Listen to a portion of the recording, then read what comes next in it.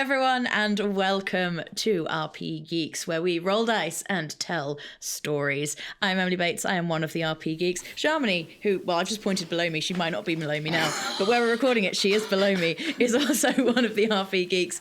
And we are very, very excited because today we are playing a brand new game and system for the channel, and we're joined by some spectacular people who I'll let introduce themselves. So I'm going to go clockwise on my screen. Fiona, would you like to go first? Hello. Sorry, I was looking behind me to see who there was. It's me. My name's Fiona. I use she, her pronouns. I when I'm not doing stuff like this, I'm the host of What Am I Rolling, which is a twice-monthly tabletop RPG one-shot podcast. But enough of that. I'm here to play some sad cowboys. So let's take it away. Sad space cowboys. Lovely. Drac. Hi, I'm Draconics, or Drac for short, he, they, and I don't know, I'm excited to play with everyone. I don't know what to say. I do a bunch of TTRPG stuff, whether it's actual play producing, performing, writing stuff, and I'm excited to play my tragic little character today. Fantastic. And Dylan.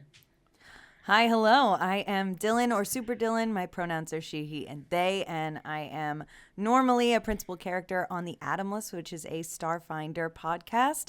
And I'm thrilled to be here, calling in from the moderate states of America. I don't really want to say, yeah. Moderate states of America. It's so funny.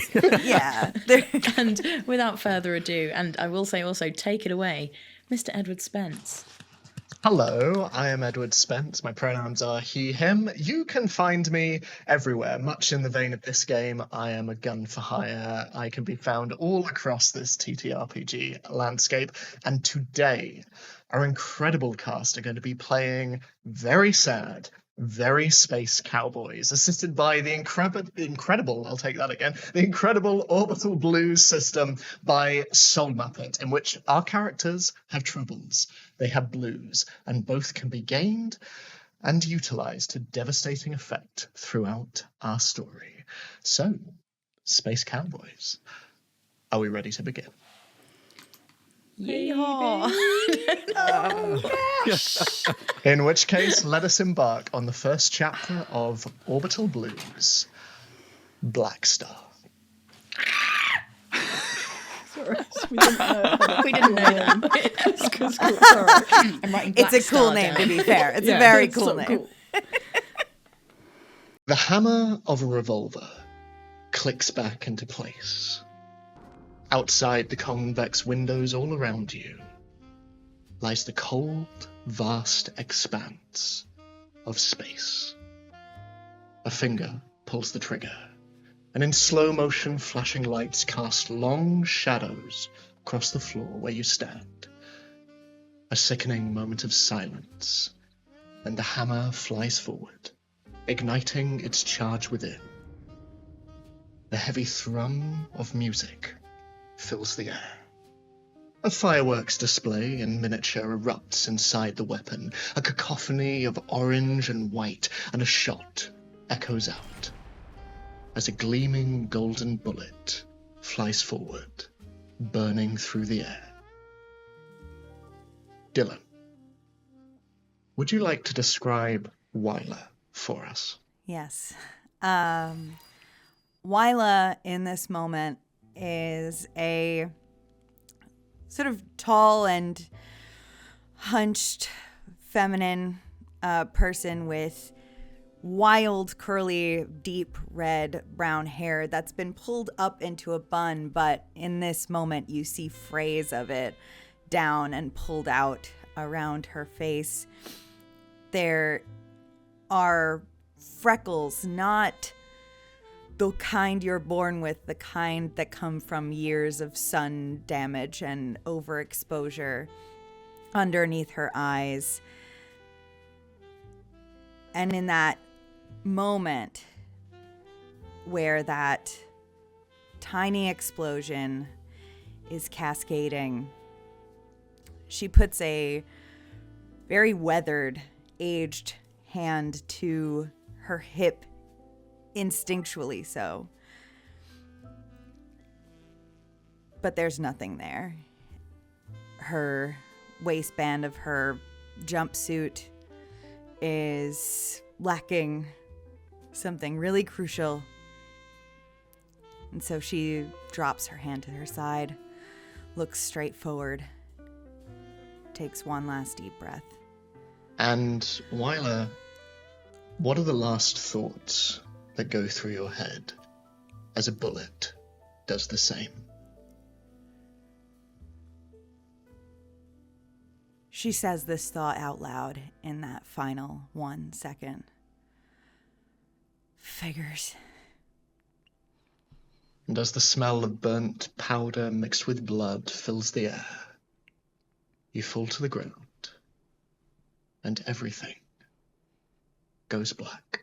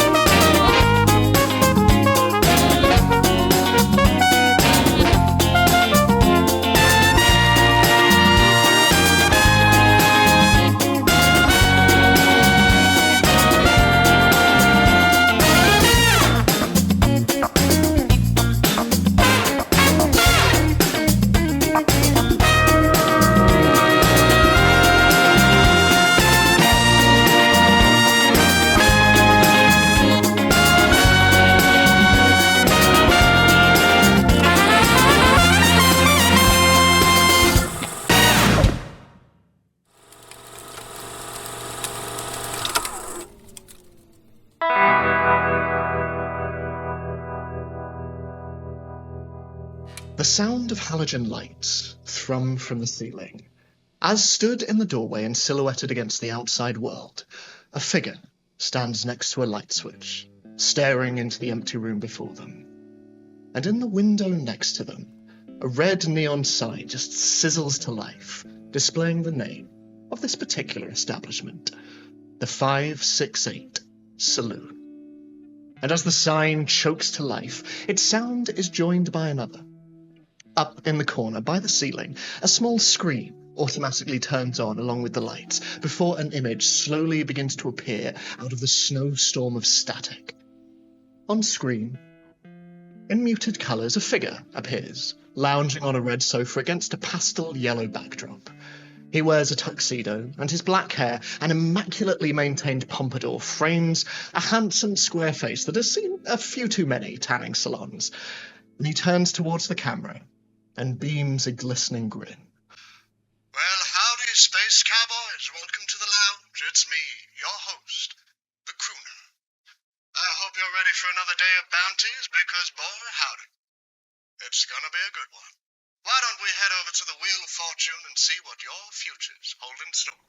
And as this suited man rises and walks across the screen, so too does the figure in the doorway step into this space, this bar. Your bar, Emily. As would you like to describe Tia for us?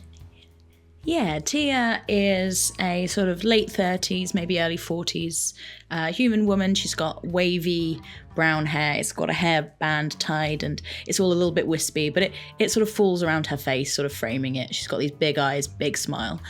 She's wearing all black jeans, black boots, black shirt with a black waistcoat over the top, and you can just see the arm of a pistol just sort of hidden underneath the waistcoat. And I think she probably goes over and turns off the telly with a roll of her eyes. Well, it looks as though it's And as you look around at the bar in front of you, what does the 568 look like? Oh, it's not the fanciest establishment in the world, but it's got It's darker than it should be for the bright lights. There's sort of big drapes on the windows, and then behind the bar, which takes up the whole back wall, there are just Polaroids of like nights at the bar. There are people like having fun, but then there's also a section which appears to be pictures of people as they're sort of running away, with "Do Not Serve" written above it. There's also a lot of pictures of Tia. Like it's almost like she's taken quite a few of herself and put them all around. Some of them from younger days. There are newspaper clippings with it looks like it's come from a newspaper with no headlines on it. You can't see what they say, but with pictures of her face around the bar. And as the bar stretches out before you, and you can see the expanse of space through the windows along the side of the bar, and you can see this blue shimmery haze of the artificial atmosphere that hangs around the station you are on. What do you do over the next few hours as you open up? I think she sort of does her version of cleaning, which is wipe it all down with a cloth at the beginning. That'll probably be fine. And starts preparing the till, and then goes out back, make sure the kitchen is in shape. She knows her chef won't be there yet, but she lays out some cheese and some slices of bread ready to make the grilled cheeses that the bar is famous for. And then just sort of, goes back and starts moving bottles around, trying to make sure everything's in the right place. Gets one empty bottle of whiskey, fills it up with some water and puts like a few drops of like Coke in it to give it that kind of brown colour, and just sort of leaves it on the end of the bar in a sort of quite prominent, obvious position. As you come to the end of this preparation, the door just swings open and you see a tall, muscular man with a very prominent brow, almost as prominent as his large square jaw, and already he seems to be wearing dirty whites as he comes in, and he's got his leather jacket slung over his shoulder and he looks over. Morning, boss. Morning, Rusty. Take a seat. Dawn told me to tell you that she's not coming in feeling ill, by which I mean nursing a splitting hangover. Right. Should have known. I saw her on the gin last night. Same as usual? Yes, please. Yeah, that'd be lovely. Thank you very much. Pours him a beer with a pint of gin shot in it and hands it over. So I got to ask, is today the day I get my yes? Maybe today, maybe tomorrow, Rusty. I haven't quite decided yet. You bought me a spaceship yet? I'm working on it. I'm working on it. Well, I'll see you when you do. Well, I can't be a dishonest man forever. I don't think your wife would like you talking to me like this, Rusty. Maybe not, but I'm open to polyamory. Rusty, okay, right. I'm going to tell her. She will not like it. I'll just stick with my gin now. Yeah, I think that's probably for the best. And a couple of sort of kids, they kind of look like what you would imagine bikers to be, coming in with various sort of leather jackets, and you know this crowd well. There's around 4 of them. They often come in and way too young to be in this bar, and they just sort of sidle over and whiskey, please. A whiskey? Is that what you're after? I'd love a whiskey. Yes, please, ma'am. Do you want triple malt or single malt or no malt at all in your whiskey today? and they kind of look between each other, and one of them turns back and like, I have the usual amount of malt, please. Okay, I'll tell you what, I've got a real special one just for you, okay? And she gets the one that she put on the side of the bar earlier and pours them 3 huge glasses of whiskey. She goes, now, I hope you're all old enough for this because, obviously if you're too young to drink whiskey, it can melt your insides. well, no, if we got the, and you can see one towards the back is somebody looking at their glass and go, hey, buddy, hey, we got credits, we get to drink what we want. Right, well... Ooh, it's so strong. It is. It's so strong, that one. Yeah, that's a special strong one for grown-ups. Keep them coming. Keep Okay. those coming. I will keep those coming. You just sit right there, and I'm going to call your mother, okay? Wait, what? And as you're walking away... Walks to the phone. You feel a crinkle under your foot, and looking down, you see a photo. Unlike the others that plaster the back of the bar, this is one that you keep away, hidden. It has fallen out. Pick it up, put it in my back pocket, don't look at it. And with that, unseen by anyone else in the bar, this photo of two figures disappears into your pocket. As you pass the variety of Polaroids, and you pass the column of those who are barred from the bar, faces upon faces upon faces of reprobates. One of these reprobates appears far more than the others. Mustachioed, scruffy hair, scruffy clothes, scruffy pretty much everything, honestly.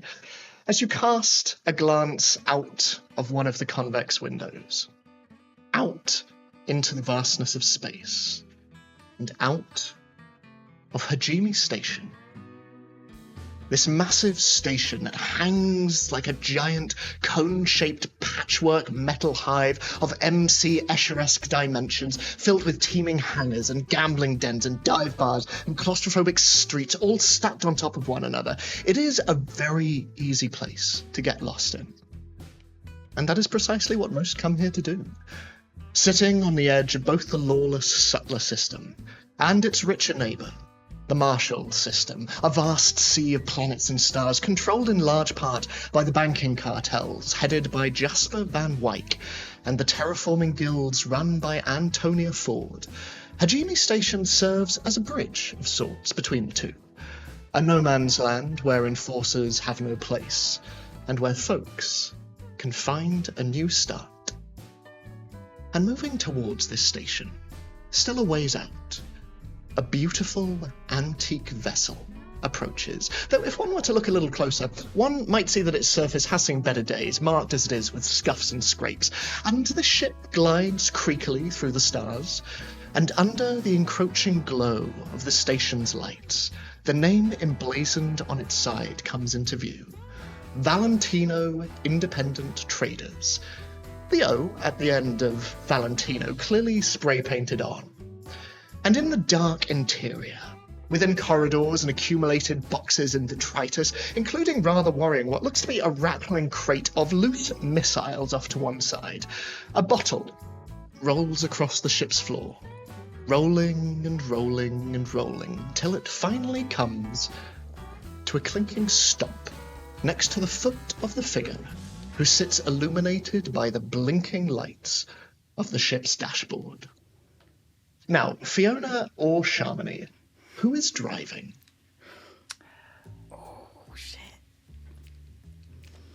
Well, obviously, it would be Jules, because they're better at it than me. I'm thinking all the time, you see, so I'll hand it over to Jules. In which case, Shamini, would you like to describe Jules for us?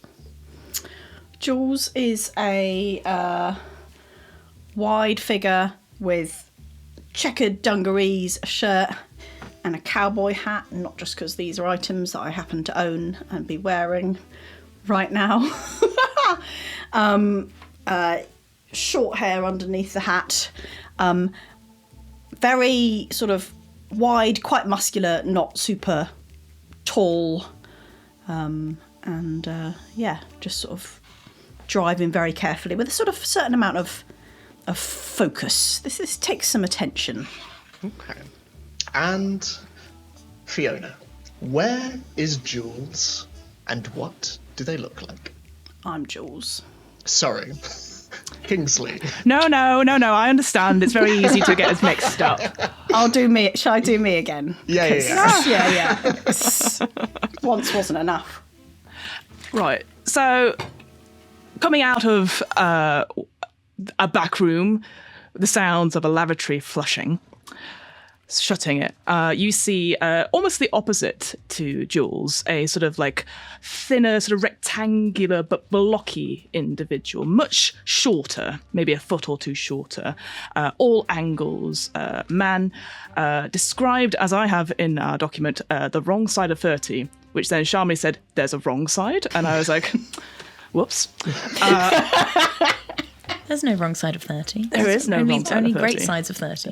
Exactly. Best side. Best side. Well, coming out, you see sort of a person who, again, sort of longish hair, bit of a mustache, sort of like tries to take good care of themselves, but has been a bit on hard times, and has clearly come out much longer than needed to. Perhaps Jules sort of heard some sort of pep talk happening, maybe sort of like some power poses as well, as Kingsley, the king, has sort of stepped out and is getting ready to, make some good trades of the day, so to speak. And yeah, they're just sort of wearing like a sort of a mixture of like what I would call a fun shirt, and then a sort of what we'd call sort of sheepskin, like top on top of it. It's like a coat, essentially. So it's really trying to look the part and fit in with all the other independent traders. And as the both of you gaze out to the approaching Hajime Station, as just passing across the windshield, almost beautifully, you see the remains of whatever was flushed out of the ship, just floating across the stars and planets beyond. What are the two of you doing? We are making our very careful approach currently. Very good, Jules. How long have we got? We've got the day is young, all the deals and everything. Have you got many plans going? Oh, you know what I'm like. I've got loads of plans, loads of bits and pieces. Got to meet Gail. Got to go get the thing. Yeah, we've got to meet Gail. But you remember what we said about that? Yeah, remember what we said about that? You're not going to be with me for this one. I know you like being in with me. This one, not so much. Well, I'll maybe be within shouting distance. Oh, absolutely. Yeah, You just give me the word. I'll be there. Yeah, mate, always. Does this I can't help noticing we got still quite a lot of rubber chickens in boxes. Yeah. Does our plan involve maybe shifting those onwards? Some sort of exchange, fewer rubber chickens in the cargo hold, potentially. I'm just hearing, Jules, a little bit of negativity about the rubber chickens again. Look, I will see if Gail wants any box or two, because all of them. Get rid of them all in bulk, like that's how we got them. Get rid of them. Yeah. No, we're trading up. We'll see what Gail has to say. But yeah, I'll promise you. I never let you down. Promise you, we'll get rid of them. We'll get a real good profit on them. Promise. I know you will, Kingsley. I know you will. All right. And as you say this, the ship's AI perks up from the dashboard. We are approaching Hajime Station. Plexi, nice to have you. Any reports on weather? Any activity happening? What's the lowdown? I do not know, but I want you to know I sent out another distress signal today. Oh, sorry, I did not spot that one. Yes, I don't like being on your ship. Oh, okay. I'm also hearing a little bit of negativity from you too, Plexi. And what did we say? What did we say about the negativity and sending out distress signals? That I should not express how much I miss my boss. Yeah. If any, that I'm gonna punch you in the circuit boards if you keep messing about. I do not think that would hurt me, but I have calculated the chances of you being kicked off Hajime Station again. Would you like to know? Is it higher or lower than last time? It is higher. Right, you know what? I think that's enough. We don't need to keep that for now. Let us know if it changes drastically in either direction. I think it increases the closer that we get to Hajime Station. Great. I love that sort of forecast. All right. Can both of you make an observation check for me?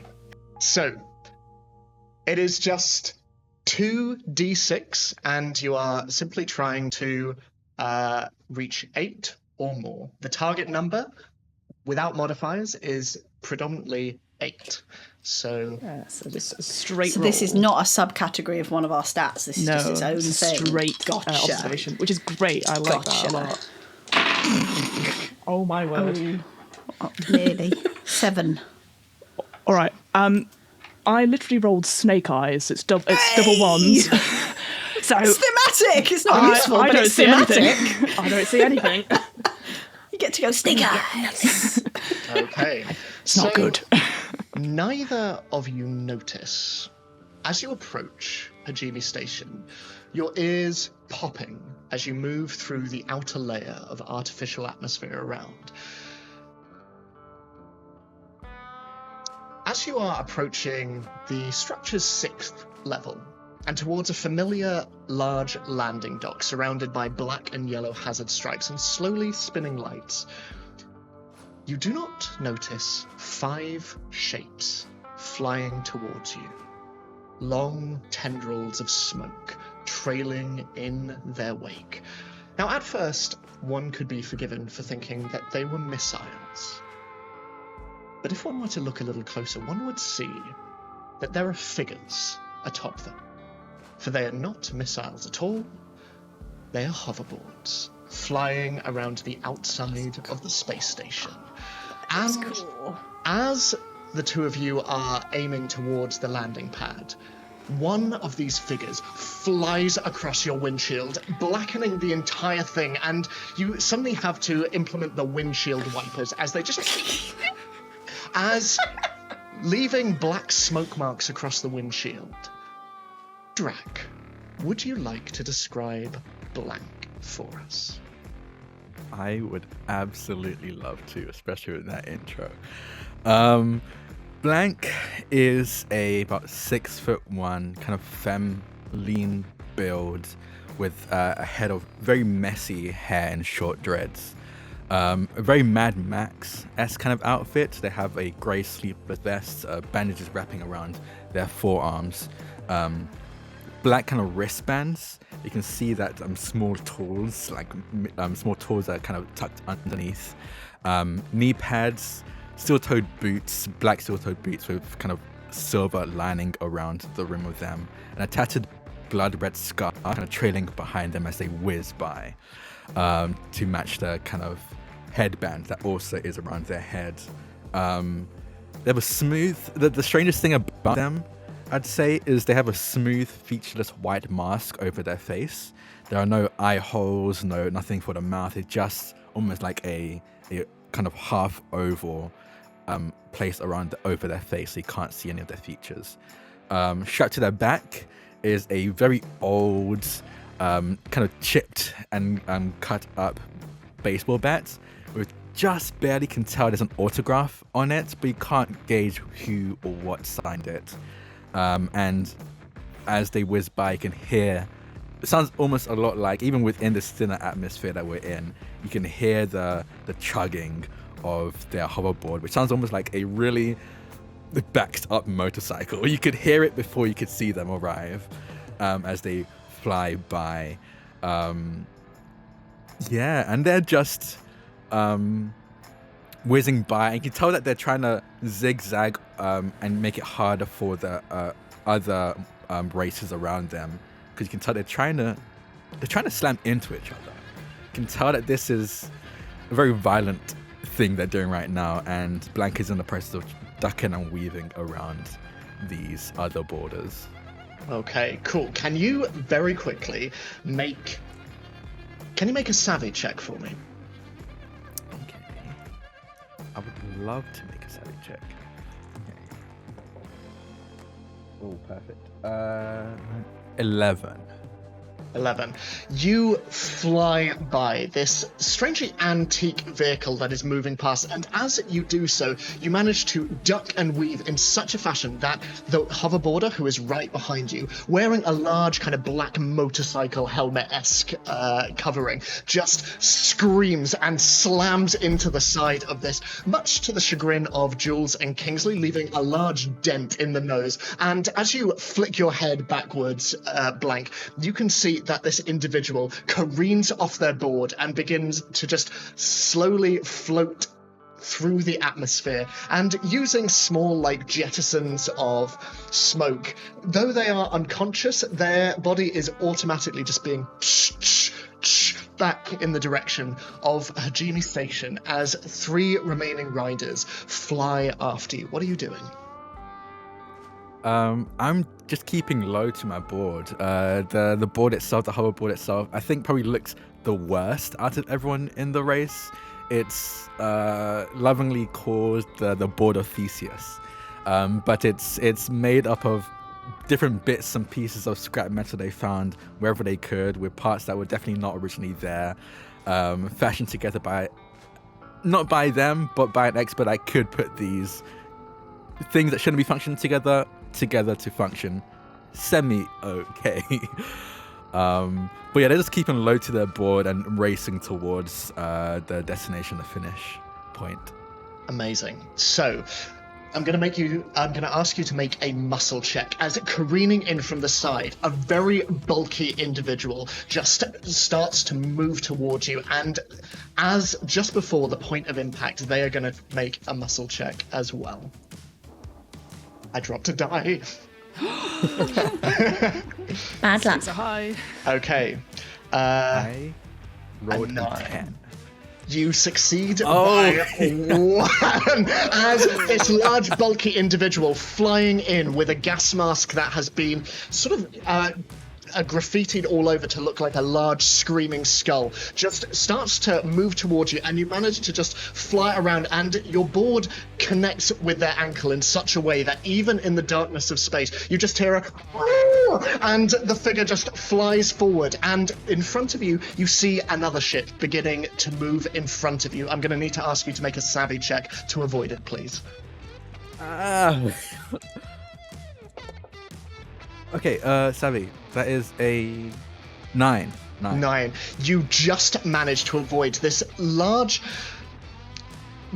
almost shaped like a giant metal bird of prey, and you can see that painted across its skull there is a giant snarling dog made of crystal and a name. The Diamond Dogs slowly approaching, and you manage to fly over its rim as the figure behind you with the screaming skull mask just and slams in, and you see an explosion just continue out beyond the ship, but of the rider there is no sign as 2 more fly behind you, and you can see that as you flick your head over your shoulder, the 2 of them have brought out between them one long zip line, and they are flying towards you on either side. What are you doing?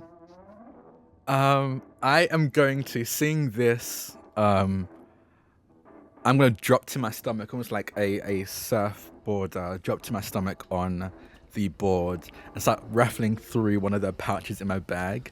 And I like to pull out one of the EMP blasts, EMP grenades. Okay. And toss it at them. Just going straight for you. Cool. Brilliant. Right. Can Yes, you make good. attack roll for me? So, the way attack rolls work in this game, you roll 3 dice. 2 of them need to meet an 8, and the remainder is the damage done. So, if you would like to roll 3 dice. Oh, 2 of them together. I was about to be like, it's not possible, Ed. It's not doable. You must roll an 8 on a d6. I don't make the die. rules. Oh, okay. Well, I'm gonna choose. Okay, and it's just do I add anything to it? You don't, but I will say with an EMP, because you are in the middle of space and the only other mechanical objects around you are the hoverboards, I'll say add a +2 to that. Okay. In that case, so I actually do some damage. I'm gonna go exactly 8. So I rolled a 1 and a 5 +2, Okay. 8. And I'm gonna choose the other one, which is a 5 for 5 damage. 5. So as you throw this grenade behind you, it sort of slows a little bit after the initial throw, as space just stymies its momentum. And then there is a moment of silence as it just and in the center of these two boards that immediately just fly off in different directions. And you see the two individuals holding the zip line pulled in different directions, just and you see one of their arms just completely dislocate from their socket as they just fly off into the distance, sort of their arm trailing behind them. As looking down, you see at the bottom of the station the blinking red lights of the finish line on one of the landing decks.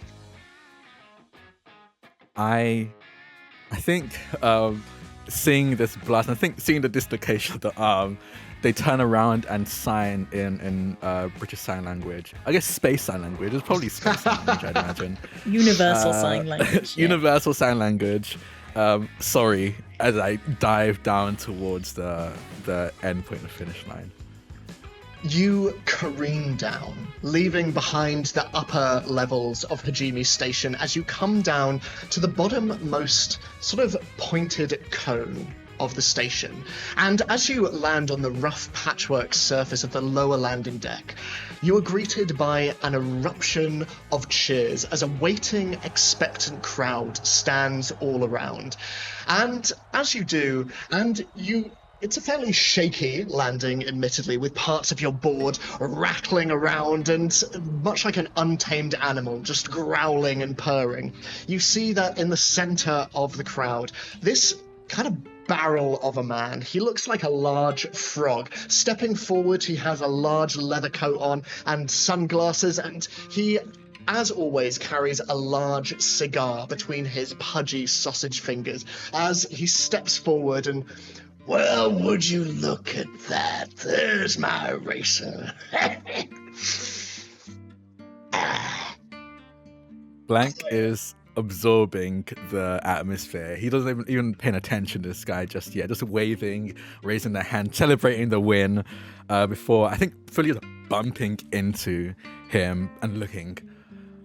And they reach into their pockets, into one of the pouches at their side, and pull out a red and black sidekick and flip up the screen and start typing and shows the screen to them and just says, "It was an easy race."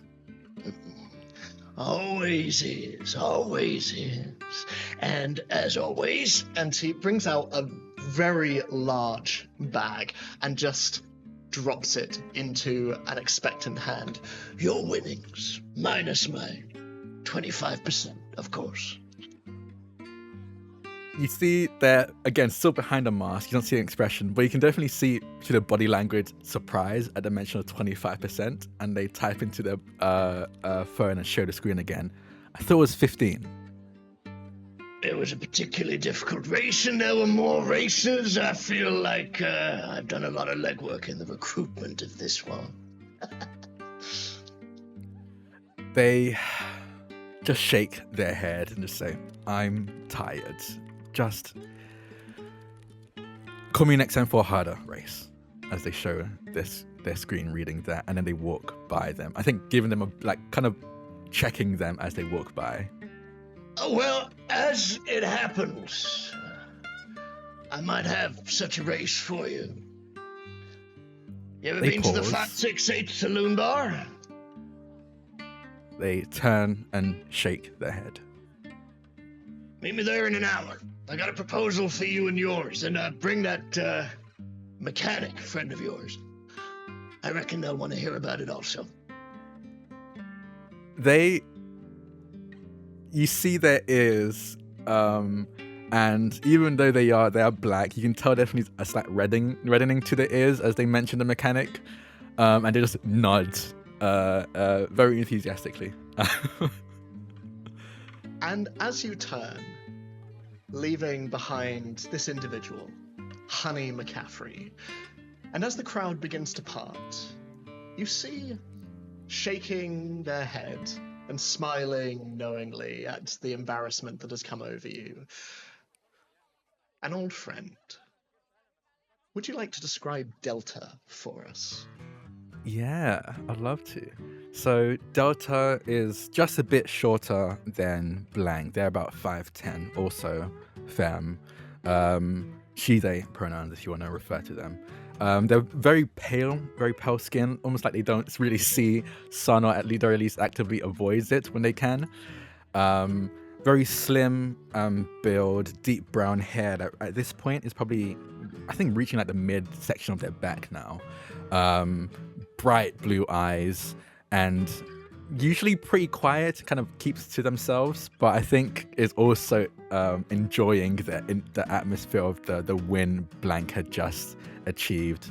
And yeah, Blank runs over to them with their sidekick in hand, and you can just see it's truly just keyboard smashes as they show it to Del, just to emphasize how excited and stoked they are about this. And then they type, "Did you see that?" Yeah, and I see all of the emojis as well, so you must be excited. It was so intense, and so many exclamation points after that as well. And again, they type up, I ended up using one of the grenades. Is that okay? I think we only have one left. Yeah, no, that's fine, but unless you know someone who can restock them. They again kind of sheepishly look away and then type up, maybe Wyla could? Yeah, maybe Wyla could. And types up again. Anyway, Honey wants to meet us at the 568 bar. Have you been there? Yeah, no, I've been a couple of times. I was going to ask. It looked like an intense conversation. What do you reckon Honey wants? Again, type this up. I'm not sure. I asked for a harder race, and then Honey offered to meet us there. So I'm hoping it's orbital racing related. Well, They want Wyla to be there as well. Oh, really? Okay. And they type up, "Why are you saying it like that?" I'm not saying it like anything. What are you talking about? Why are you typing it that way? I'm not typing it, and it's... And they just delete everything they wrote and just go, "Let's go." And just walks off.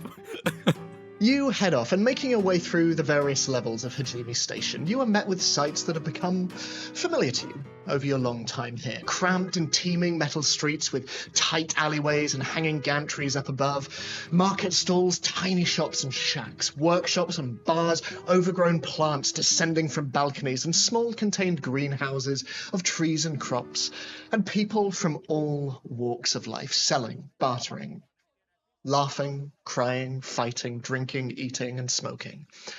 And as you make your way through the various levels of the station, eventually you come upon a very familiar sight. As Dylan. Where is Wyla? And what is Wyla doing? Wyla's in the shop. It's not exactly like a bustling place to be, since it's a little tucked away. It's a little bit out of the main corridors. It's something that you have to know. You have to know to look for it, which of course Blank does. And in this shop, there's a project that Wyla's working on. It's not particularly challenging for her, this fix that she's working on, but she's not one to pace herself. So she is getting this done today so that she can get out of here and have a goddamn drink. So she is sort of hunched over. There's like a welding mask over her, like curly red hair is like sticking up all out of it, through the top, as she, periodically fires sparks from the, instrument in her hand. Blank, you see Wyla immersed in their work, and Del, just next to you, looks between the two of you and... well, leave you to it. He types up, "You can come with. You don't need to leave me alone with her." Oh, no. I got drinking to do. 568 saloon, you said? Types up, "Yes." Just Okay. like ... as I'll meet you there. Have fun. They kind of do a full body sigh as they fully know what Delta's doing and will turn on their heels and walk over to Wyla. And I think as they do, they're going to be taking off their scarf. They only really wear it during racing because it is rather cold up there, so high up in the atmosphere. And as they do, for the camera, you'll see that there is a old but jagged scar along their neck, as you can probably put together why they do not speak. So they use their sidekick to communicate. And I think because, and you can correct me if I'm wrong, Dylan, I imagine I've like surprised you a couple of times because I don't speak, so I just kind of shot beside you occasionally. Yeah, it's been a real point of contention around here, actually. I think before they get too close, they play like I think it's like a little jingle off their sidekick phone, just to be like to announce that their presence as they approach. What? A little jingle. Okay, I'm imagining Crazy Frog, and I don't know. Honestly, yes, I'm going with that. Yes, I do like that. It's Crazy Frog. No, it's not for copyright purposes. So No, Okay, it's fair. not. Teach you No, two, it's not that. It's Crazy Toad. Similar to that. It's right, Crazy Toad. Exactly. Yeah. The sparks stop for like just a moment, and she clicks it off, puts the gun down, and lifts her mask to. Sugar, that's actually working. That's a good system. I'm good with that. Thanks for doing that. Blank, ain't you got a race today or something? They quickly type. I think they don't even type up. They just kind of show the bag of winnings. What's the over-under, do you think, that you took it easy on the board during that race? They immediately look away. They can't make eye contact. They're wearing a mask, but you can tell that they're trying not to look at you as you say this. Whatever. You keep me in business. It's no problem. Wait, you didn't break it or nothing. Why are you here? They shake their head, and they kind of first show their board, and you just see like there's a paint job thing. They kind of scrape the underside of their board upon landing, and they type up. Nothing major. I can keep going with this for a bit longer until I need an actual tune-up. And then they type up again. The propulsion system was great, though. I was way ahead of most of them. Yeah, that's pretty good. Well, I don't know. You just came to chat. I mean, I'm supposed to take breaks, from my posture and whatnot. They raise a finger so I could at take that, a minute. and then reach into their pouch and pull out jerky to hand you. Oh, shoot, right. Yeah, the eating thing. You just keep having to do it, It's like, you do it, and then like a couple hours later, there you go again. You gotta eat again. Thanks. They type up, no problem. Honestly, I've forgotten to eat as well, so do you mind if I have the other one? Yeah, it's yours. I'm just happy to see you. Working on, honestly, nothing stimulating. Nothing like our little masterpiece. Nothing like that today. Just little boring fixer-uppers. That's Sort all right. of related, they type up. Are you free, like, now? I mean, I work freelance, babe. I'm free whenever I want to be. They nod, and they just feel like they just type understood. Same. A wave of understanding across the desk. freelance. And then they type up, do you want to go to the 568 bar in like, and they look at their watch, 10 minutes? Yeah. Drac, Blank's not a drinker, right? No, am I right Blank about that? does not drink. Okay. Every time he's gone to a bar, he's always asked for like water or some kind of fruit juice. They don't drink. I mean, I love that place. That place doesn't ask me no questions. They serve a tall pour. Are we partying? What's going on? There's a moment of pause of like, this could just be an us thing. But then they type up, Honey wants to talk to me about something, and they said I should bring you along. You mentioning me out there? And they say, of course, got credited artist, as they gesture to their board. All right. Yeah, no, honestly, I need to get my face out of this mask for a while, and I could use a drink. And if I start drinking, then I'm not going to go back to work today, and I don't have to start this stupid thing up again until tomorrow. So I say, let's go for it. Let's go. What is it exactly you're working on? Oh, yeah. This is sort of like a carburetor, but it's a little juiced up. It's kind of easy job filing down the serial numbers, making it look like it belongs to a piece it don't belong to, so that the pilot can move a little faster, a little cleaner.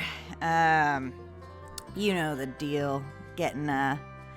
Getting past the feds, so they absolutely nod at the mention of the feds or the enforcers. Yeah. It's been a dream racing here. No enforcers to worry about, which has been a relief. Oh yeah, that's certainly the primary perk of this place. That and the bar. Yeah, Bar. 2 favorite parts. So we go now? Yes, let's go now. What about Dell? Where's Dell? He again sighs and goes, they're gonna meet us there. All right, getting a head start on us. I don't know what that's about. All right, let's go, pal. Yeah, turn team go, lead the way. I have no idea where the bar is. Oh yeah, I'm there on the daily. You follow me, I gotcha. And as you head off, up through the levels of Hajime Station, on a large landing bay above, the Valentino ship begins to descend upon the landing bay and the 6th level.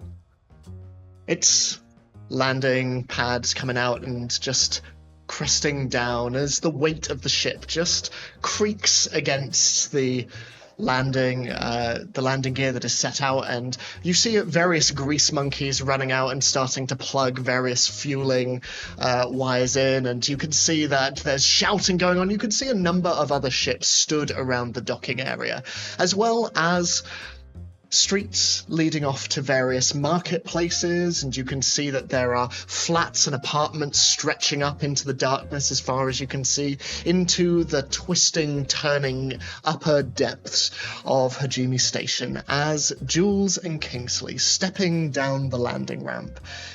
You are finally back, much to the chagrin of many of the mechanics who stand around, and they see you and begin to step off and head off to their various starting locations. I instantly go see where this person had hit our thing. And see, Racers, what are they doing out there? Tossers. It's all right. Look, What have they done? I mean, I'm sure it's as dented as it normally is. Looking at it. I mean, if anything, that dent wasn't there before. No, they ruined the denting patterns what we had going. I remember it specifically how it was before. We should sue him. We should out. We should find him. Jules, we What's can't. left of him? No, yeah. Well, I'm sure it's fine. I don't know about you. I haven't really looked into insurance, so I think it's fine. I'm the insurance, Kingsley. I'm the insurance. I'll make them pay up. All right. Borrowed them. It's all right. Maybe we can go in the insides of the chassis and do the old 1-2 with the boots. Yeah. All right. I'm going to go to the lockbox, see what Gail's left for us, and see what they've got. And so I assume that with us going into like our usual slot, I'll make my way over to the mailbox, perhaps giving like a, all right, yeah, and everyone's just avoiding eye contact. It sounds like. So like, oh, good morning. From a distance, right. you just hear, "Fuck off!" And to you. Who said that? Jules Who said Nah, that? save your energy. It's fine. All right, and then I'll just look around and then type into the pin code 111. There's a 1. The lockbox slowly opens up, and inside there is just a small black box, perhaps no larger than you would expect a wedding ring, perhaps, to be in. It is easily fitting in your hand as you reach in towards it. Oh, you shouldn't have, Gale. All right, I'll pick it up. I think I would then take a sneaky peek and see what's in said box. As you open it, inside, you see a small spherical object. Mechanical. Looks almost like an eye plucked from inside a skull. There is a small red dot on its surface, and behind this you can see that there are a number of different wires, discoloured towards the end as they taper off into springy, coppery wires. It seems unremarkable. Hump of junk. All right. Close the lid. All right, let's think. Where do they want it? All right. I turn back to Jules. All right. Change of plan. Gale's not here, but got the item. I'm going to call in on Raquel. You remember Raquel? Sure. One of them. Hey. It's fine. Best evaluator in the whole of the station. Oh, right. We like Raquel. Okay. Yeah, cool. we like Raquel. Now, I mean, it's been a while since I've seen her, so she might be, but we'll just be cool on it. But same plan as before, all right? I stand outside the door. You stand outside the door. You are the insurance. Got it, bro. No worries. All right. Let's head on in then. And I'll put the little box in a little pocket in the front, just there. Okay. Move out. So where are you headed? Well, from my recollection, Raquel's offices might have got closed down through various activities that might or might not have been related to our own business plans. But I know where I can find her, or at least find someone who will know where she is, and that is the 568 station. Okay. So, Tia, how busy does it get in the early afternoon in the 568 saloon? Early afternoon, it fills up. You can normally grab a table, but it's the evening when it gets it's the evening into the night when it gets really busy. So in the afternoon, there's a couple of people having their sandwiches, and a lot of people still drinking. A bit of gambling happening in the corner, but that sort of picks up as the evening goes on. So it's not too busy, but there are definitely people there. Okay. The kids by now hanging on the end of the bar, just one of them going, "Oh, I'm so drunk," and beginning to stumble on out as you just see Rusty over, looking in the direction of the bottle full of diluted Coke, and just looks at you and gives a little as you see another regular sat on the end of the bar, eating her regular grilled cheese sandwich and beer. Edith sat there, implacable and silent as always.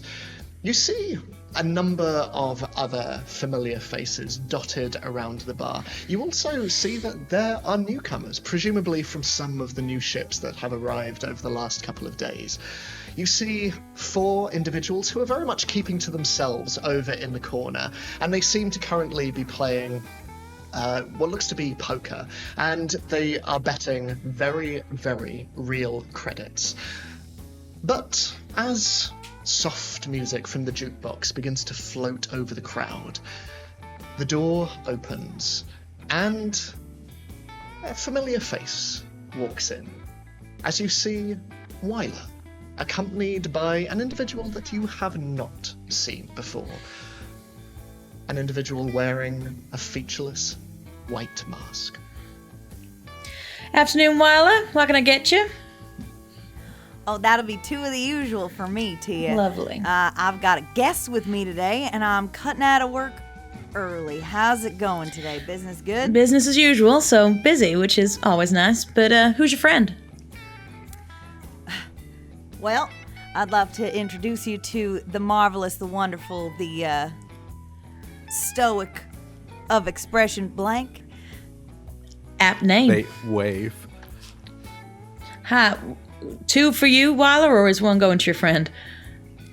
It's a special occasion because I got a friend here, but they're Right, both for me. okay. Yeah. And what can I get you? They pull out their sidekick and type for a moment. A kind of like awkward moment of like just clicking. And then they turn to show the screen to you and just say, I would just have some water, please. All right, 1 water coming up. It's the best water you'll have on the station. So, and she paused. What is Wyla's regular drink? It is a bourbon, whiskey, neat, 2 drops of water. Lovely. It's almost like pipetted, but she does it from a tap. She just knows exactly how to turn the tap to get it right. Yeah. And does the cool like slide of all 3 drinks down the bar to them. That's right. As you do, both Wyla and Blank, you feel a slap on your back as, appearing behind you, Honey McCaffrey, a full head shorter than you, Wyla, just looks between the 2 of you and finally at you, Tia. This one's on me.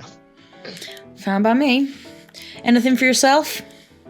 Oh, I'll have my usual whiskey, please. All right. All right. Blank What we types talk about up, with this? This one's on me in quotation marks, and then says, with my extra 10%, and shows it to Wyla. Can you make a savvy check for me? I want to see him. And I'm going to roll an opposing observation check. Love. You need to beat a 7. I got an 8. No, a 10 with my +2, so 10 for savvy. He is oblivious. This entire exchange happens above Honey's head as he reaches forward and just slides credits across the bar. Of that, we'll consider that a tax for the back slap. Wyla,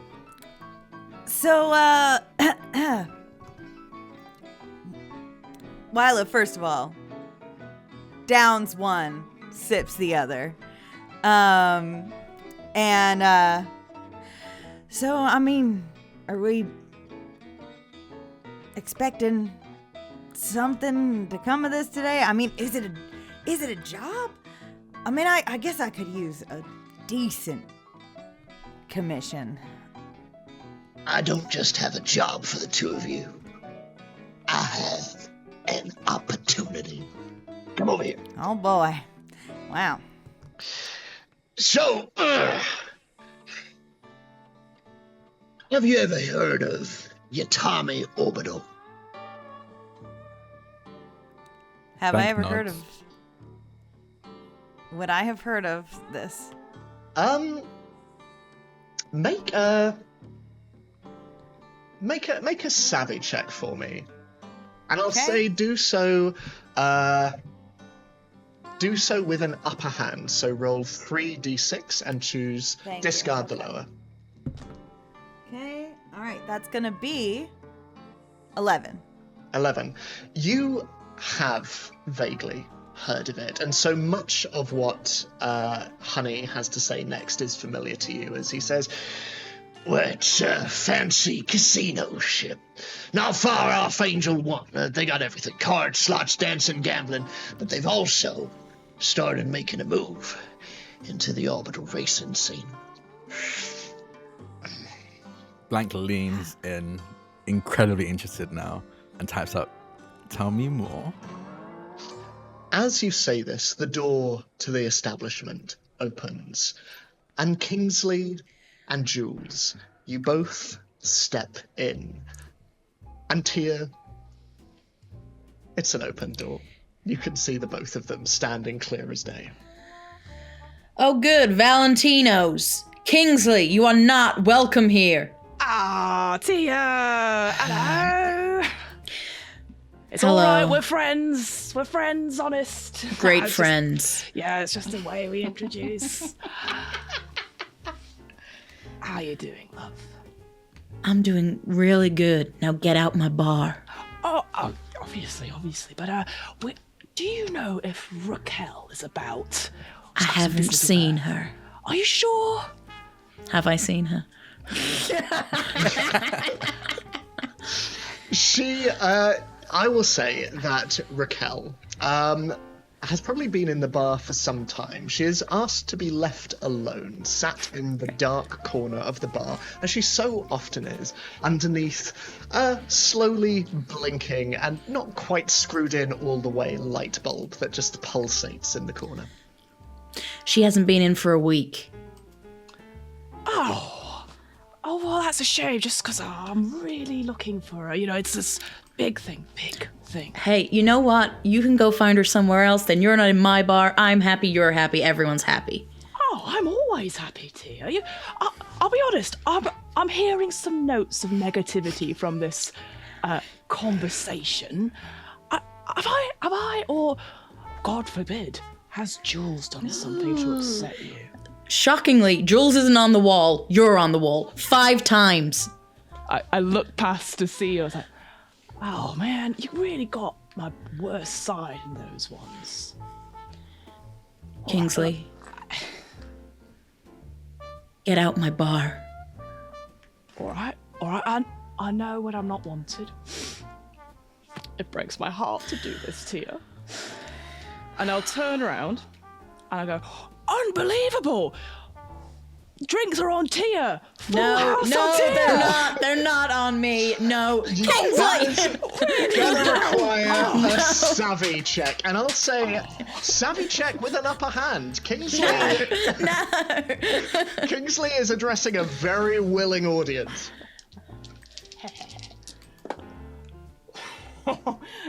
And with an upper hand, that's 11. An almighty cheer rings out No. throughout the bar as everyone begins to swarm forward, except Jules. You note the 4 individuals sat in the corner remain remarkably still, continuing to play their hands of poker. Tia just starts pouring the whiskey, the diluted Coke whiskey, and then goes, "It's only whiskey, that's all you can have. There, one for you.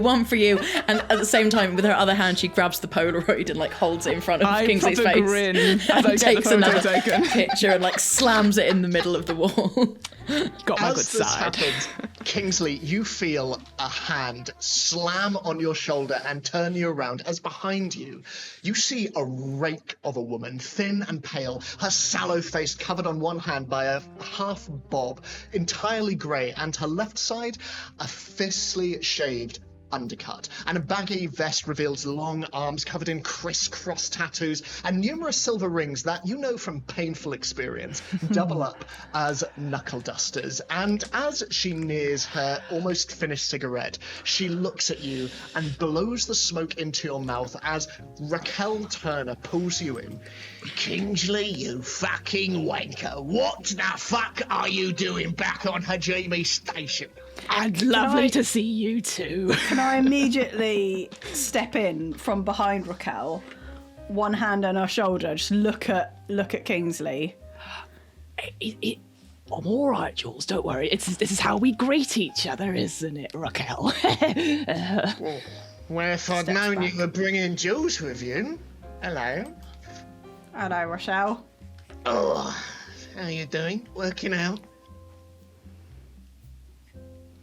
Well, just a normal level will keep me fitness up, keep me yeah, strength you up are. for the necessaries of the job, supporting Kingsley here with the varied businesses of Valentino independent traders. Very important work. Very important. Yeah, You got another faulty engine to sell me? I'll butt in at the point. We are hurt by that. No, we go somewhere private. We need something evaluating. And I look to Jules at this point. We do have a special offer on some the finest crates of rubber chickens. I'm good for the chickens. Over it. And she stalks off towards the dark corner. Oh, once. good. As they walk away, Tia's just like, oh, fine. Right, fine. I'll turn to Jules and be like, don't worry. By the end of the discussion, she'll have some rubber chickens. And then head on after.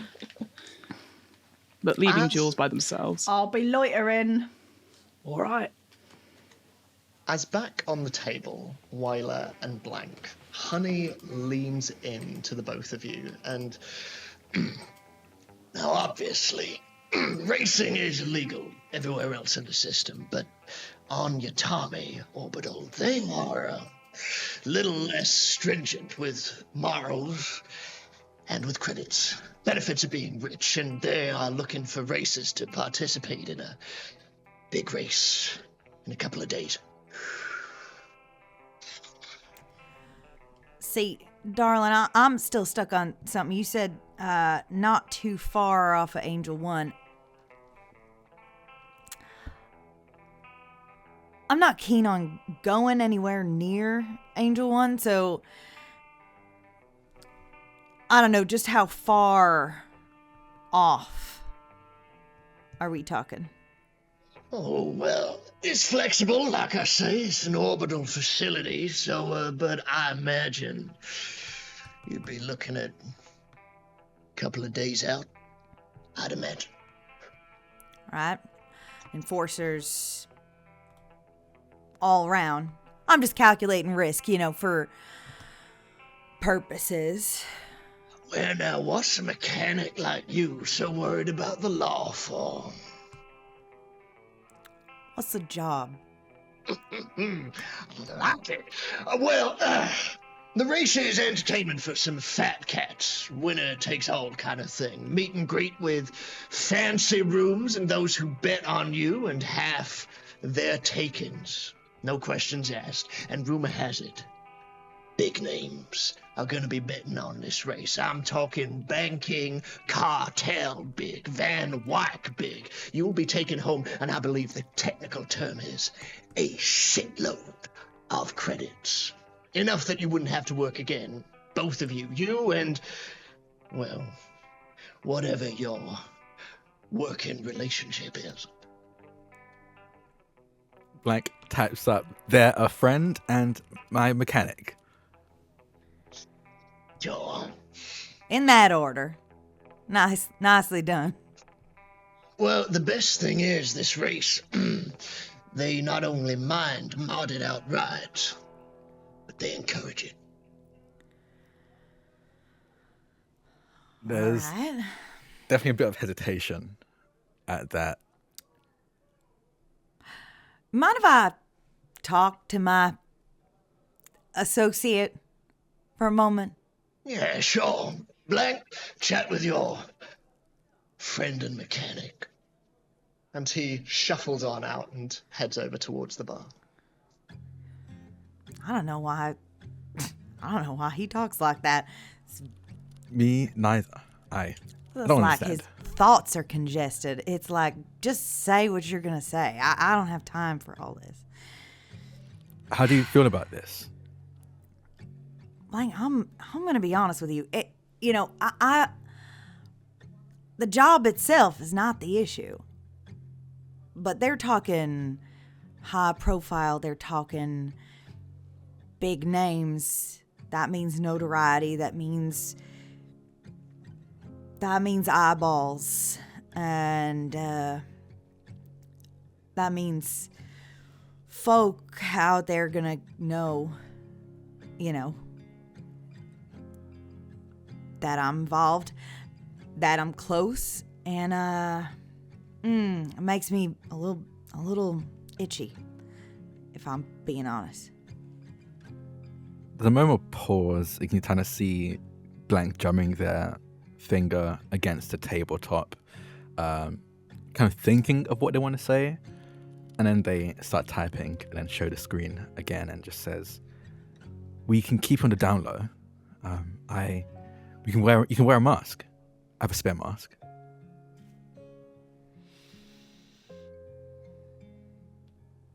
And then seeing your hesitation, type up again and say, "This could be big for us, and I don't want to do it without you." Gosh. All right. Well, I could use money. Could use a break. Could use a vacation. It's hard getting jobs, kind of work I do. And also, clientele, safe for you. Irritating as all hell sometimes. People know they're getting a off-brand product. They act all entitled. So, well, I might be dumber in the head than a hog is in the butt, but let's do it, pal. Let's do it. You see very clearly, again, they're very cartoonish with their body language, almost to like compensate for the lack of like being able to read facial features. So, but you see that very excited from their body language, and then they type in all caps, "This is going to be incredible." Pal, buddy, I got a question. Can we add a little stipulation to this? Sure thing. Can we just keep my name a little quieter on the subject? Just call me the mechanic. I don't like a lot of press. I'm a private person. Well, if we're being totally honest with one another, no one cares who's behind the racer. Perfect. That works for me. Me too. Then we're in.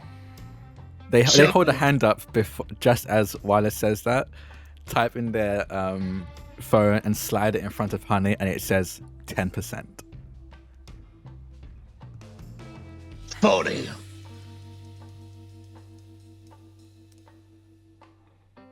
They take the phone back, kind of think for a moment, and they don't type anything. They slide back. Still says 10%. She looks down at it, and then you notice a shadow across the table. And looking to one side, you can see that Dell is stood there, arms crossed. 15. I look to Dell to see what they think. Dell just twitches a finger, and you have a shorthand between the two of you. The shorthand is good enough. They all kind of tap their finger to the side of the sidekick and then spin it around, delete the 0 and put the 5 there to show 15. Well, pleasure doing business with the both of you. And he reaches out a hand. Blanco take the hand, very firmly shake back. I'll do one of these instead. Another round, Tia! As Jules, over by the door, hearing this echoing through the bar, you just hear beside you, from the 4 individuals who are playing poker, just God damn it! And looking down, you see one of them just head in hands, and another just pulling in all of the takings towards him, and sort of... As you look at this, Jules, can you make a blues check for me, please? So, 2d6 plus your grit.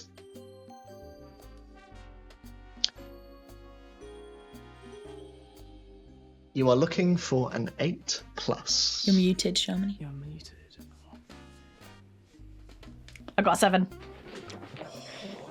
So, as you look at this game, I've been looking at this game the whole time, let's be honest. Even when I'm like threatening Rochelle, I'm like, oh, who's winning? The individual who pulled all of the credits towards him just looks up at you and, noting your interest, "There's room around the table if you fancy your luck." I'll give a little glance towards where Kingsley and Rochelle went off to, and saunter over. What's that? What's the arm? What? Oh yeah, wouldn't mind if you got a place going. Can I sit so that I can still see where? I don't want my back to my brother. I'll ask you to make an observation check to see how good your vantage point is. 2d6, no modifiers. 7. I can only roll 7. Gosh. I'll just add at this point, Tia is absolutely keeping an eye on Kingsley. No matter what she's doing, she's always like watching where Kingsley is. As Kingsley, you are led into the dark corner of the bar. Raquel sits down and just gestures to you. "So, you need something valued, you said?" Oh, I like what you've done with the place. I really... the light. Mwah, and then a slide in. Opposite. I mean, it's not all business. How have you been? How's the family, you know? My mum passed away. Oh, shit, Rochelle.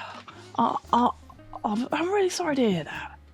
Yeah, well, she would have been happy it meant not breathing the same air as you.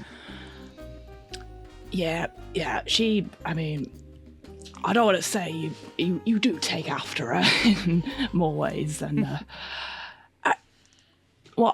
I do pass on my condolences to you, to the rest of the family, and if there's anything I can do, you know, to help you, I mean, you know me, I've got all my connections, I know you poo-pooed the rubber chickens, but let me tell you, solid, absolutely solid. They can be used for a whole... No, is it rubber chickens you need valuing, or is it something of slightly more worth? All right. You got me. I'll straight to business as always. And I'll reach in and I'll pull out the box and I'll try and do it with as much grace as possible, even though I don't think it's very much worth it. So, obviously between you and me, as always, I want to know what you think of it and how much it's worth. As always, it's priceless family heirloom to me and Jules, but just, you know, if we were thinking, you know, times are hard, etc. What do you think? And then I'll open it and put it on the table. As you do so, Wyla, Yeah. can you make an observation check for me? Yeah, sure can, Chief. Sure can. What's going on? An observation is, let me just see what I got here. Observation is just 2d6. It's just No. 2d6. Yeah. No, nothing. Yeah. Blah, blah, blah. That's 9. 9. As you salute Honey McCaffrey, just over his shoulder, under the blinking light bulb in the far corner of the room, you see an attempt at grace as a shabby individual brings out a small black box. And as he opens it up, you see an object that you have not seen in a very long time. Can you make a blues check for me, please? Blues check? I sure can. I sure can make a blues check for you. What's my grit? My grit's pretty good. Okay. 9. So, on an 8+, you gain 1 blues. Oh my god, okay. Can I ask you to describe the last time that Wyla laid eyes upon this? You know, it's funny. The last time that she laid eyes on it could be answered two different ways. There was that moment when it was finally looking finished, complete, over in Gail's shop before Wyla went home for the night. And then there was this image of it on the screens that the enforcers held up as they ransacked my place, as they took everything as I ran. Who's to say which is the last time I really saw it? And Wyla, in this moment, I think noticeably so, gets that tunnel vision where everything else in this bar is black except for that one spot where the sweat on her neck is pouring, and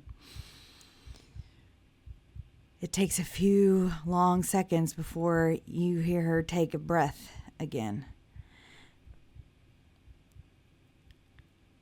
Blank turns when they notice this and just types up, "Everything okay, Wyla?" No.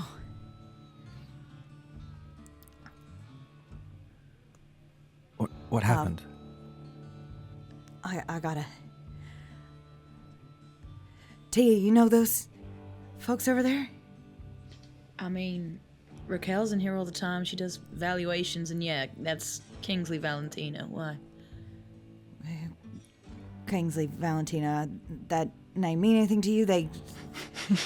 rough, They are, I mean, they're harmless. They're just a piece of work, really. They go Harmless, around got it. selling shit they find. Great. Yeah. And, she gets up, walks over. Hey, Wyla. She just sort of calls after, but Blank gets up. just shrugs, a huge shrug, and then follows Wyla behind them. Please don't start a fight. As you do this, Jules, I'm not going to notice this at all. No, I know. no, I've got a game on. Oh, my job. My one thing you told me to do. Oh, shit. I'm going to ask us to make opposed savvy rolls. Yeah. Myself with an upper hand, and yourself against the odds. Fair. Okay. Okay, Against the odds. I Oh, no, got that's a bad. 5. I got a 5 too. 5 buddies. Yay! Hooray! Is that how TTRPGs work? Yeah, also in Love and Poker. Everyone has The a hug. The individual in front of you with the largest pile of credits, the two of you are remarkably even matched at poker. And looking you up and down, he just squares his jaw a little and... You much of a player, then? I've been doing it for a while.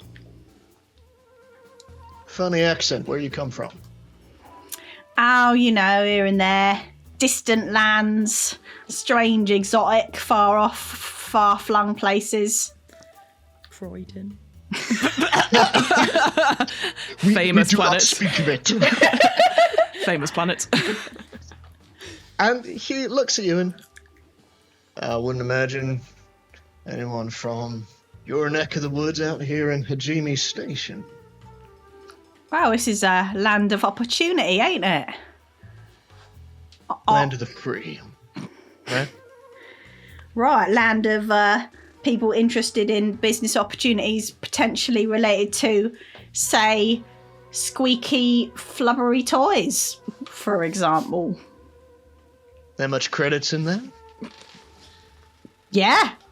No, yeah, there are tons of credits in that. Yeah, you want to get in on that. It's the next big thing I've heard. All right. In that case, and he puts down credits. Let's go double. Double or nothing. Would you accept a crate of rubber chickens as part of my bet? They squeak. Did I mention? Tempting though it is, I'm gonna have to go with the credits. That's fair enough. All right then. Double it is. And as you put it down, the individual next to you, looking between, I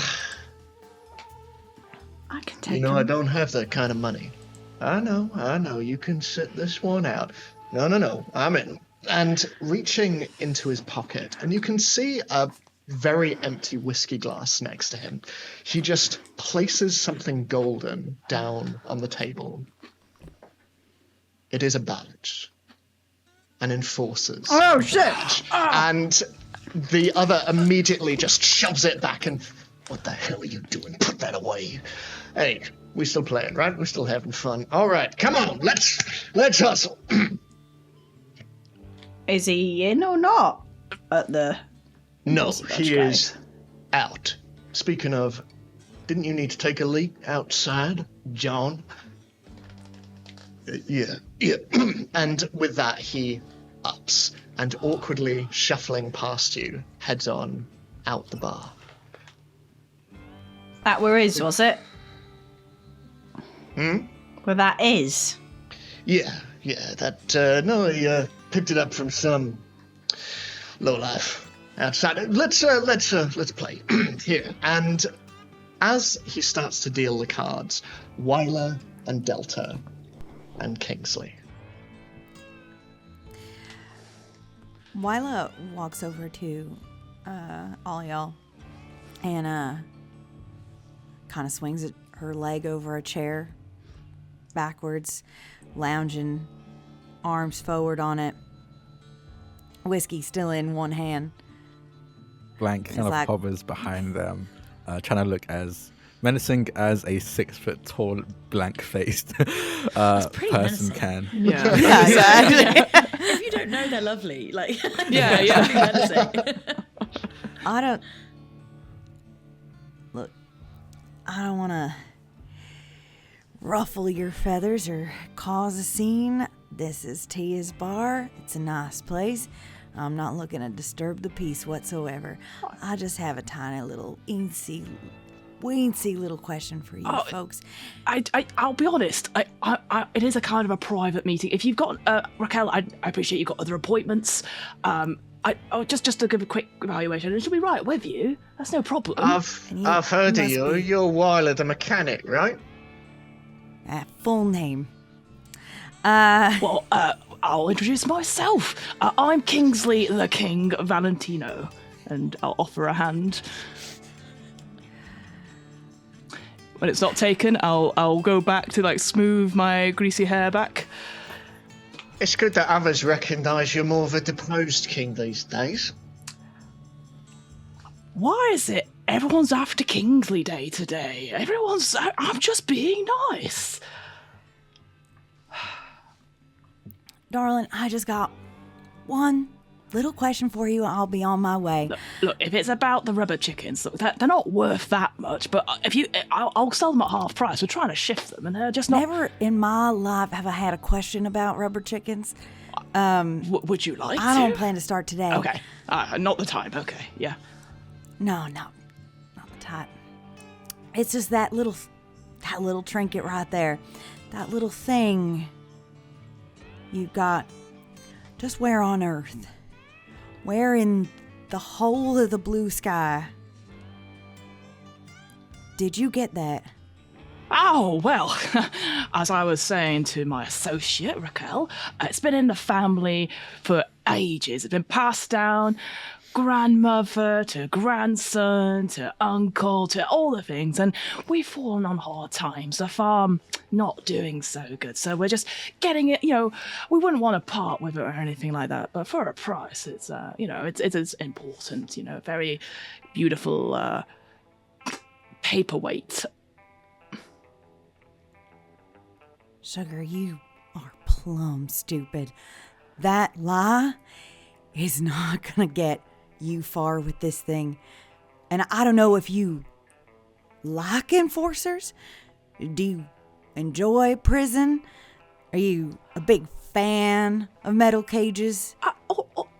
I mean, no to You've all of got those no things. idea what you've got in your hands. Excuse me. Sorry. Let me just back up a bit. You come over here into a private meeting between two private citizens talking about a family heirloom that I may or may not wish to trade with. You spouting all this thing about enforcers. I take this. Again, I don't think this would happen in a normal bar, but clearly Tia's not fans or friends with me just now, and I don't know what her problem is. Maybe I will frequent elsewhere then.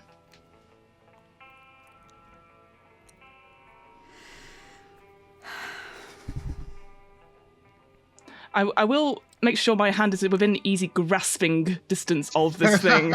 Yeah, that's a good call. I'm just saying, like, hand gestures, but also within, like, haha. As this standoff is happening, and Tia, you observe from afar, you just hear a knock on the bar behind you as a very familiar voice. You remember my usual, right?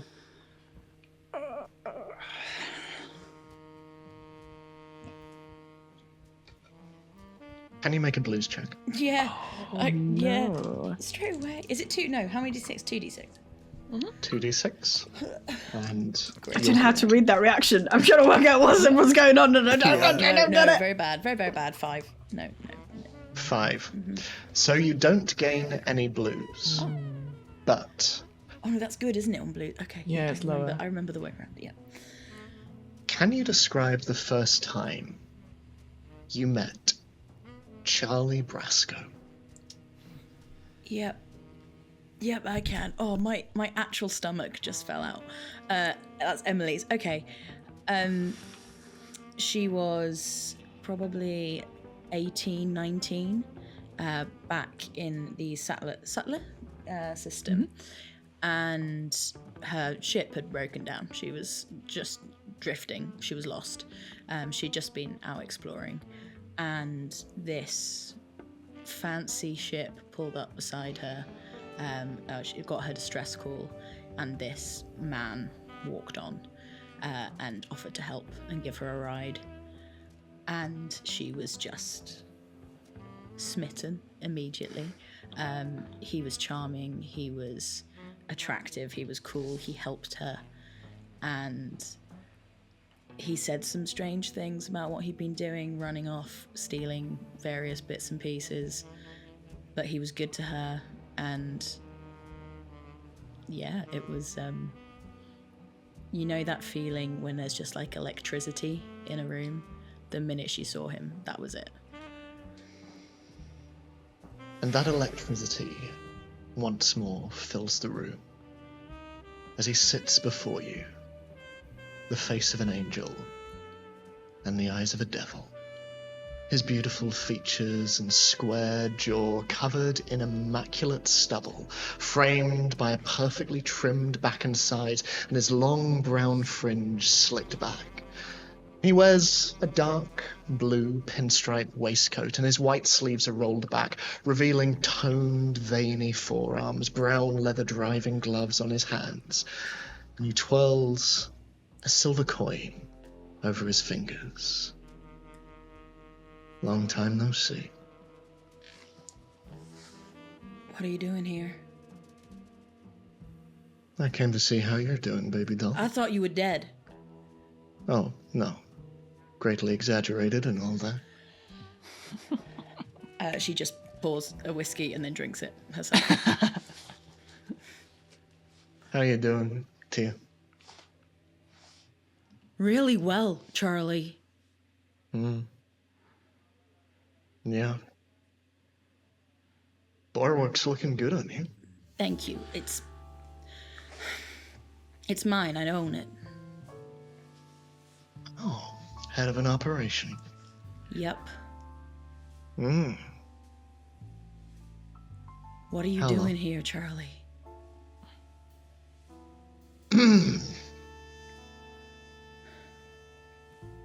Not gonna get a guy a drink first? Fine. And she will make his drink, which it's just whiskey. It's got to be whiskey. Of course, it's neat whiskey. And then she'll just slide it over. He takes it and, sort of flipping the coin over his fingers and placing it in a pocket, he just sips it. It's 3 never credits. breaking eye contact. Yeah, I'm good for it. Always was.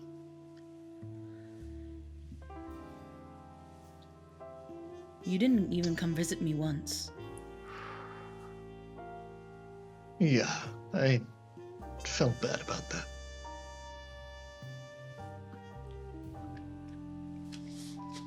Look, I have people to serve, so if you're not going to say anything, you can just sit there, but I have a job to do.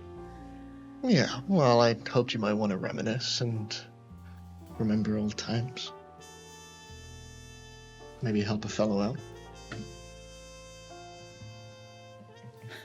You want my help. Yeah, I'm not doing that kind of stuff anymore, Charlie. you've gone straight. I've gone straight. Like an arrow. Look, I have to go get something from the back, and she's I mean, if it helps, I'm also running with a different crowd now. And he gestures over to the corner, where you can see Jules playing with 3 men. Oh, no. And just opening his lapel ever so slightly, you see an enforcer's badge underneath. You've got to be kidding me. Been a That's a while joke. since You've you've been stolen that from someone. enforcers. You're not working for the Enforcers, Charlie Brasco. That's just not what's gonna... No. I know I've never been much of a team player, but they are very convincing. Been offering me time off for good behavior. How much good behavior could you have possibly done? Oh. Well, surely you know I'm not all bad. Only when I want to be.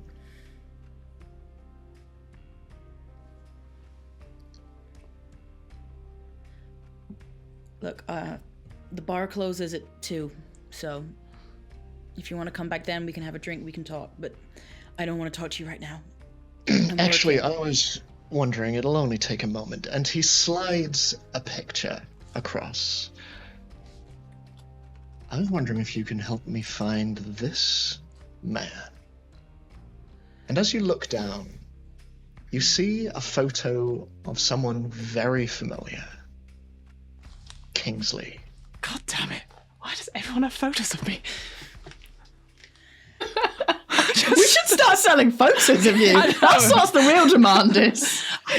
Get some nice get rid of these shots rubber done. chickens, honestly. Yeah, trade them. Oh. Why? What have they done? Well, if you need to find a wolf in sheep's clothing, you send another wolf. And this woolly jumper has been very, very, very bad. Here's something my employers want.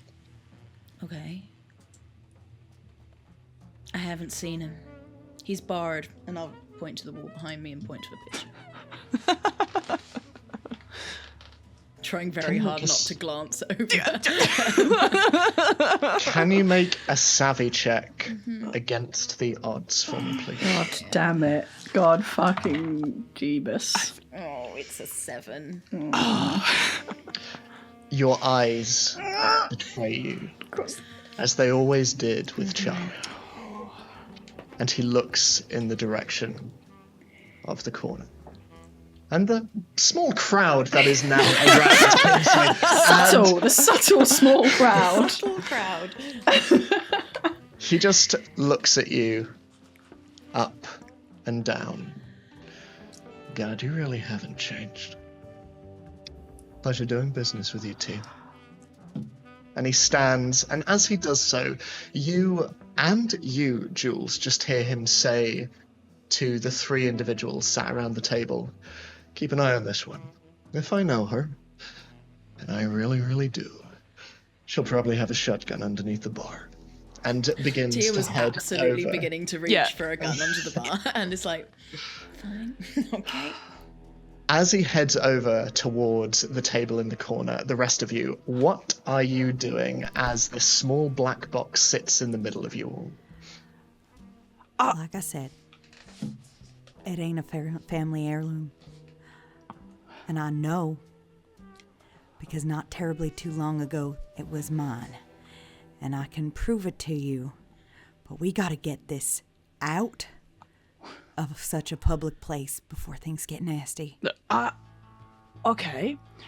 There's no claim to it. I don't see your name on it. So, I can show you. you know, I actually feel rather put upon. I've just come here of my own business to get a family heirloom valuated. I think, Raquel, it was a pleasure, but maybe I will take my business elsewhere if you're going to have your sycophants sort of stop people doing business with you. God, No, I'm really hurt. I believe the mechanic, actually. I want to hear more. Oh, no. And I'll definitely grab it at this point. No, I understand. You know, it was a pleasure. And, you know, best of to you folks. Maybe send me details of the funeral. I'll send Jules to go in instead. You pick it up. Jules, can you make an observation check for me, please? Is Jules or Kingsley? Jules. Oh, well, me. Oh, yeah, no, I assume you. Sorry, I'm sorry. I think this Playing might be poker. indicative of how this observation check goes. 8! My 8. first 8! You notice 2 things. The first of which you feel, Kingsley, as you feel the very familiar sensation of a revolver on the back of your head, and the rest of you around this table watch as an incredibly handsome man steps forward and with a golden revolver in hand just whispers, "Well, this looks like a very productive meeting. I reckon I'll be taking that if you don't mind." I mean, you have me at a disadvantage. Blank positions themselves between Wyla and Enforcer, I think. And Tia as is pulling this out her happens- pistol. And Wyla, what are you doing? As Raquel just sits back in a, this has nothing to do with me. So now, if I'm not mistaken, from where things are right now, my back is to this enforcer. Yeah. I am going to look at Kingsley. And if a look can say as many words as I would like it to, I am hoping that this look I'm hoping that this look communicates, you seem like a real asshole, but I don't want to die.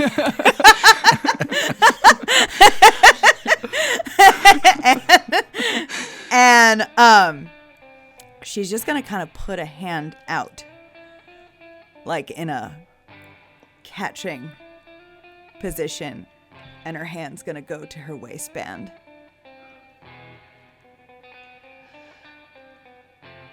All right. You know, I know when I've been beat, you know, everyone's on Kingsley Day. I understand. Just give me 1 second. I'll just slowly. It's really cold, your gun. And then I'll go in to grab the thing. I'm gonna try and throw the box to Wyla. Well, And then- while that happens, Tia is going to walk over and be like, "No guns in the bar," and like then pull hers out. And she won't point it at anyone, but she will look at Charlie like, "Fuck you, dude." So I will say with this distraction, Kingsley, roll grit or savvy, whichever you would rather, but do so with an upper hand. Okay. As you do so, Yeah. Jules, the second thing you notice is through the window of the bar. You can see the landing deck, you can see your ship, and you can see a number of others stood around. Oh shit. And moving from one of them, one with a large dog on its side and the words "The Diamond Dogs" emblazoned across it. You see 5 figures, all of them dressed roughly, dirty overalls, brown dungarees, and flak jackets. But on each of their heads, obscuring their features, they wear giant masks that look like dog-shaped disco balls. Oh, so cool. A poodle, a Labrador, and a Chihuahua.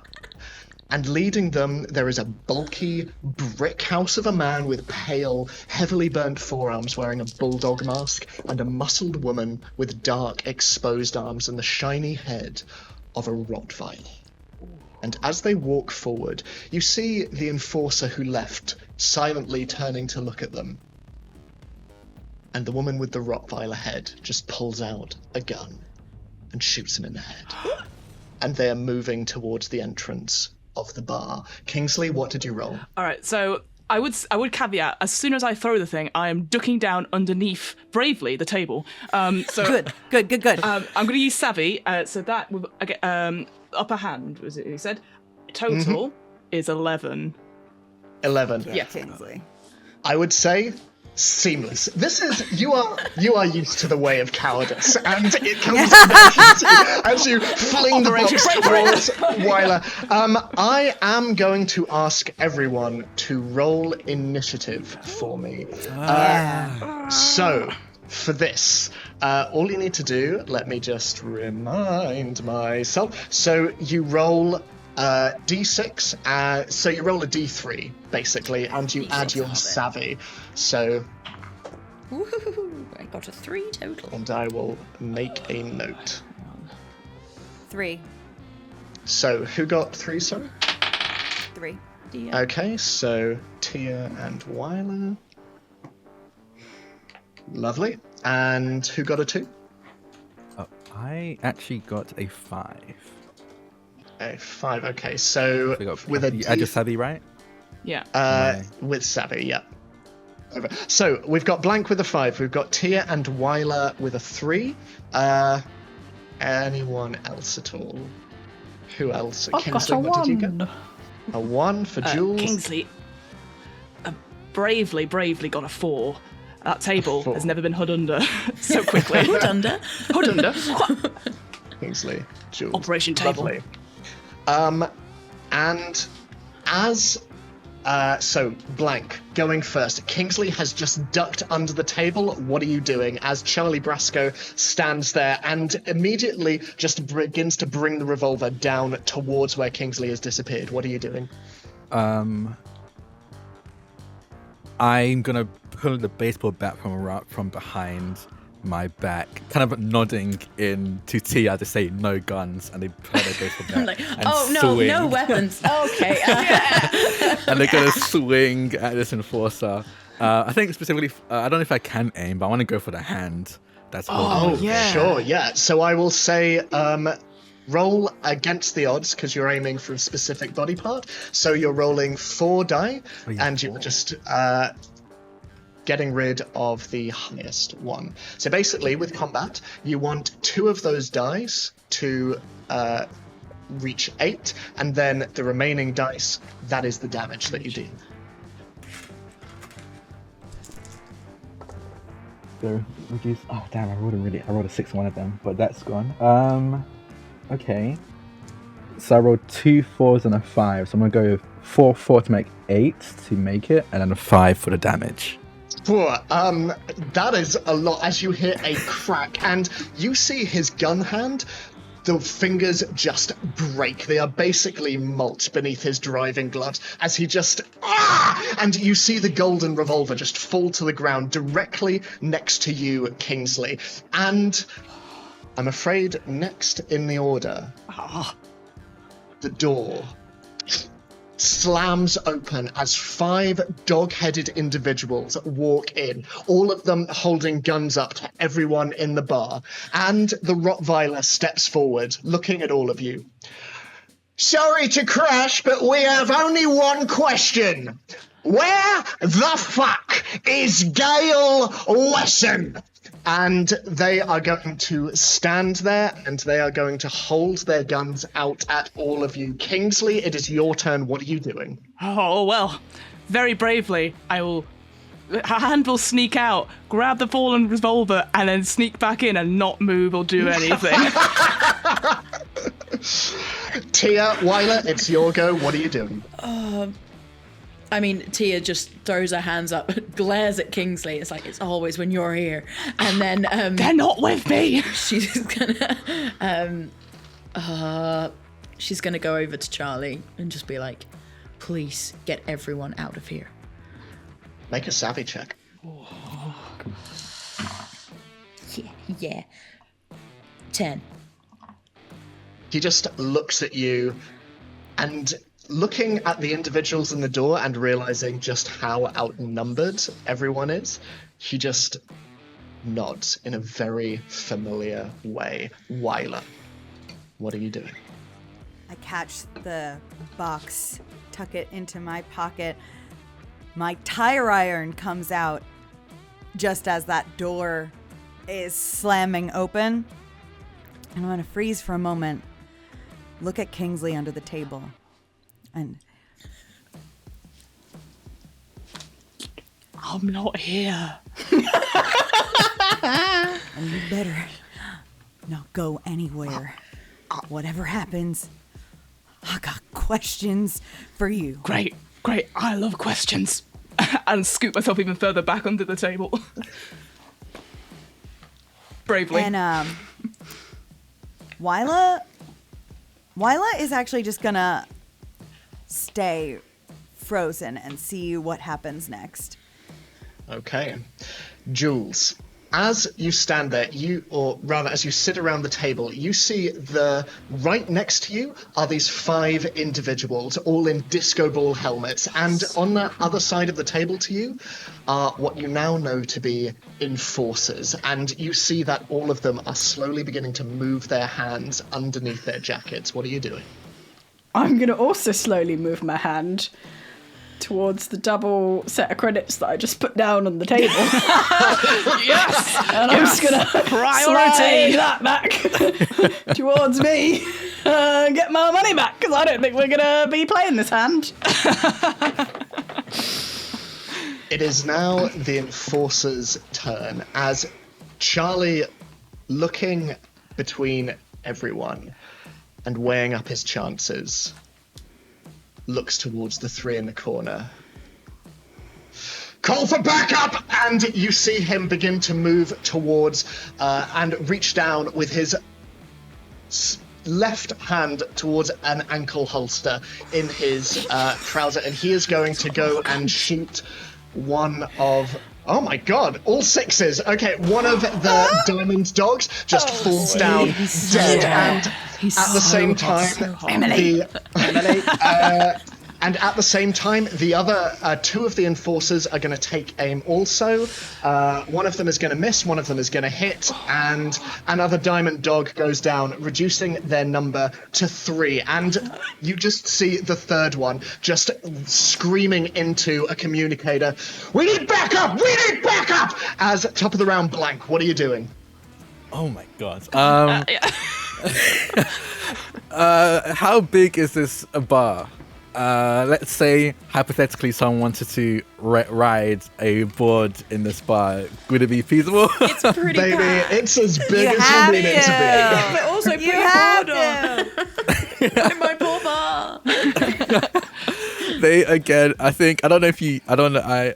I imagine Blank assumes you understand universal sign language, and it will just turn to you, T, and just say, sorry, in sign language, and kick their boards and turn it on. And I'm just gonna barrel into one of them. I want to take one out and fly them out of the bar with me if I can. Okay, make an attack roll. I'm gonna say upper hand. Yeah. It's very unexpected. So roll 4 die, get rid of the lowest. Okay, the lowest. Oh, okay, 4 die. I always forget the 4. Okay, perfect. So thank God for upper hand, because I rolled a 1 on one of them. And is this an attack roll? Would it be savvy? So it would be... No, I think it's just straight. Although I'll say for the damage, similar to earlier, because it's a hoverboard, +2 for that. Okay. In that case, I'll go with the 5 and the 3 to make it 8 to work. And for damage, it'll be a 5. God damn it. There is a moment of silence as you just see someone outside the bar just... and then suddenly, as the metal door just flies off its hinges and you fly out, and you see that the chihuahua is in front of you, just as you slam into one of the nearby ships that is docked outside, and you can see that the bulldog and the Rottweiler inside stand on either side looking out at this blank-faced individual that has just flown out of this metal door, and it is now their turn. As outside the windows of the bar, all of you hear engines. And you see descending down another large metal ship.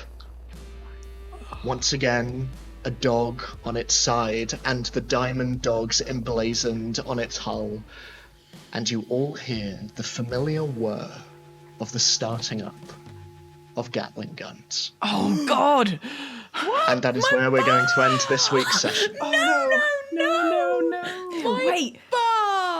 Wait, can I just do the science bit? You said Of course you can. there was atmosphere around the station, and that's why we can hear the guns, even though they're out in space. Look at you. Exactly. You done it. You done it. There's the science. Accidentally, but I did it. Yeah. And on that bombshell, we will see you next week. See you next week. Bye. Oh my god.